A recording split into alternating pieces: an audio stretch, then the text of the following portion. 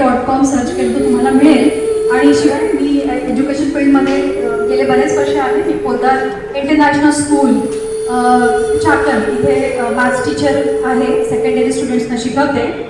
आयझर Indian Institute of Science Engineering and Research सेंटरची मी एक मेंबर आहे.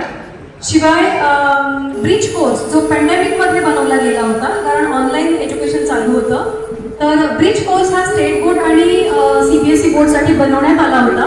त्या ब्रिज कोर्स बनवण्याच्या कमिटीमध्ये मी होते. तर माझ्याकडे सायन्स 8th स्टँडर्डचा सायन्स हा सब्जेक्ट आला होता, ज्याचे टेक्स्टबुक्स पूर्ण आम्ही बनवलेले होते.